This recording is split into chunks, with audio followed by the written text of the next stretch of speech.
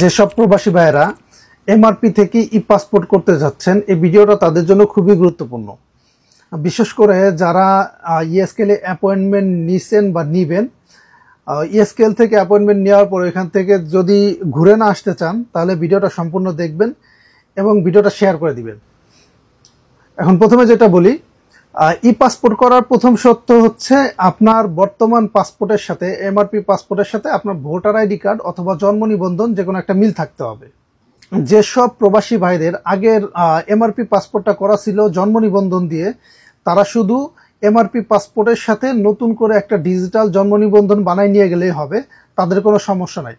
কিন্তু এখন সমস্যা যেটা হচ্ছে, যেসব প্রবাসী ভাইয়েরা আগে এনআইডি কার্ড দিয়ে পাসপোর্ট করছে অথচ পাসপোর্টের সাথে এনআইডি কার্ডের মিল নাই। যেমন সমস্যাটা কোথায় হচ্ছে, দেখা গেছে যে পাসপোর্টের মধ্যে শুধু নাম দেওয়া আছে, নামের সাথে মোহাম্মদ যোগ করা নাই বা এমডি যোগ করা নাই, কিন্তু এদিকে ভোটার আইডি কার্ডের মধ্যে এমডি যোগ করা আছে। আবার অনেকের আছে যে পাসপোর্টের মধ্যে এমডি আছে, ভোটার আইডি কার্ডে নাই। বা দেখা গেছে যে পিতার নামের ক্ষেত্রে পিতার নামে মোহাম্মদ আছে, ভোটার আইডি কার্ডে পাসপোর্টে নাই। আবার যাদের বাবা মার নামের সমস্যা আছে, তো এরকম অনেক ধরনের সমস্যা আছে যারা এনআইডি কার্ড দিয়ে পাসপোর্ট করছে। তো সেক্ষেত্রে আপনার যদি এনআইডি কার্ডের সাথে পাসপোর্টের মিল না থাকে এবং আপনার পাসপোর্ট যদি ওই এনআইডি কার্ড দিয়ে করা থাকে, তো সেক্ষেত্রে আপনি যদি জন্ম নিবন্ধন বানাই নিয়ে যান, তাহলে আপনার পাসপোর্ট হবে না, আপনার ফিঙ্গার হবে না।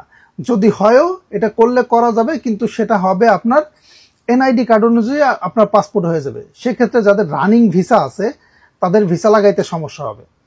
এক্ষেত্রে সমস্যা হয় না, যদি কোম্পানি যদি ভালো হয়, কোম্পানি যদি চায় ভিসা লাগাইতে পারবে। সেক্ষেত্রে হাই কমিশন থেকে একটা লেটার নিয়ে গেলে ভিসা লাগাইতে পারবে, কোনো সমস্যা নেই।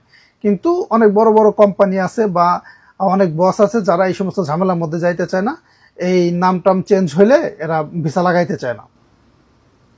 তো সেক্ষেত্রে কি করতে পারেন? এখন সমাধান কি?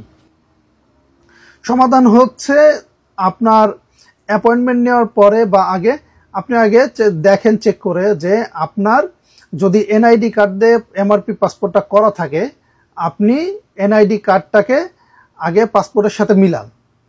দেখেন যে A to Z সব ঠিক আছে রে কিনা।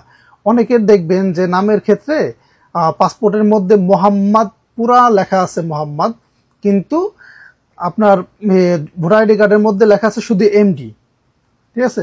তো এটাও একটা সমস্যা, এটার জন্য সমস্যা হয় অনেক প্রবাসী ভাইয়ের। শুধু এই সমস্যার কারণে পাসপোর্ট এখন আটকে আছে। যারা জমা দিয়ে দিছিল তাদের পাসপোর্ট অনেকে আটকে আছে এই সমস্যার কারণে। তো এখন যারা নতুন করে আবেদন করবেন, তারা